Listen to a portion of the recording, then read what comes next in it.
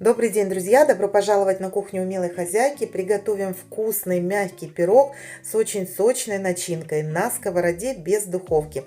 Это как будто бы закрытая пицца. Вкуснее открытой обычной пиццы в 100 раз.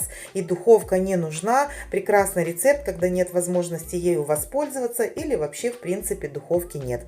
В описании под видео указано количество ингредиентов. Нарезаю мелко 2 луковицы. У меня небольшие, если крупная, достаточно одной.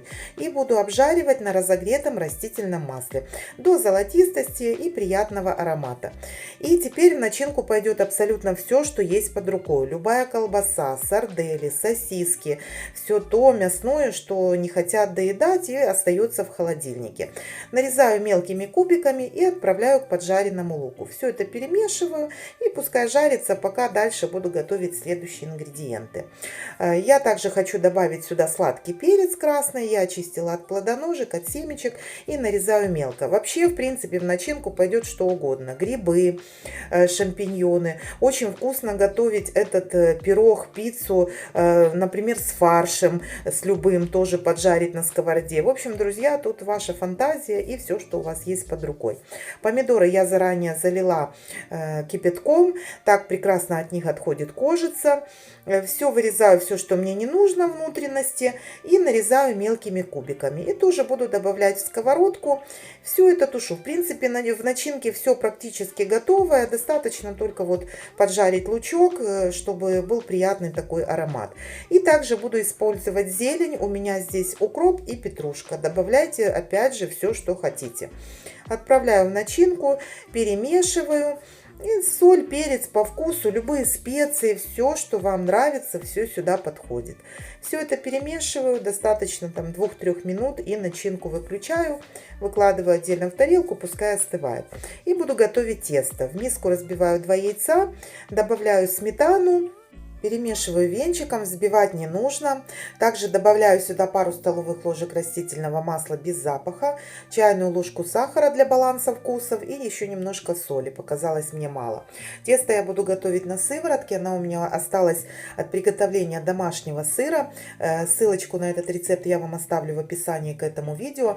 Я сыворотку никогда не выливаю, на ней получается чудесная выпечка. Если сыворотки нет, смело готовьте тесто на кефире. Муку я смешиваю с разрыхлителем, добавляю пол чайной ложки соды, просеиваю, замешиваю тесто. Хочу обратить ваше внимание, что если будете готовить на сыворотке, то муки уйдет, конечно, больше, поскольку она жидкая. Если готовите тесто на кефире, он более густой консистенции, то муки, соответственно, уйдет меньше. Я вам оставлю количество муки в описании, опять же, к этому видео. Добавляю чайную ложку итальянских трав, так тесто получится еще более ароматным. И нужно подготовить твердый сыр. Я его натираю на крупной терке. Сковородку я смазываю растительным маслом. Пергамент не использую, поскольку в сковородке я уверена. Если вы не уверены в своей, то вырежьте круг из пергамента и выложите на дно. Выливаю половину примерно теста, распределяю так вот ровным слоем и выкладываю сразу всю начинку. Так вот стараюсь, чтобы везде она распределилась по всему тесту. Лопаточкой вот так вот поправляю. И далее сверху выкладываю натертый сыр.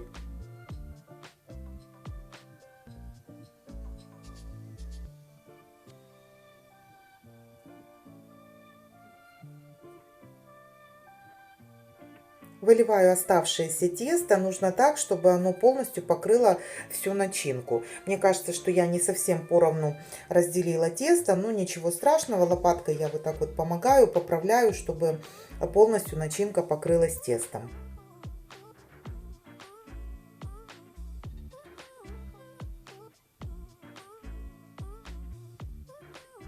Накрываю крышкой, огонь должен быть минимальный, и жарю наш пирог примерно 30-35 минут. Конденсат с крышки обязательно удаляю.